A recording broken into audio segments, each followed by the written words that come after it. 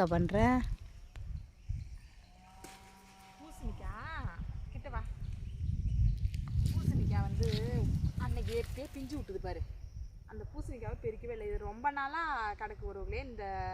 இந்த பூசணி செடி வந்து சரின்ட்டு காஞ்சி போச்சு அப்படின்ட்டு விட்டோம். இந்த மழை பெஞ்சதில் பார்த்தீங்கன்னா இதால் முடிஞ்ச ஒரு தெம்புக்கு இந்த ஒரு பூசணிக்காய் இது வந்து வீட்டுக்கு எடுத்து பார்த்தா சாம்பார் வைக்கலான்ட்டு, காய்கறி ஒன்றும் கிடையாது குழம்பு வைக்க.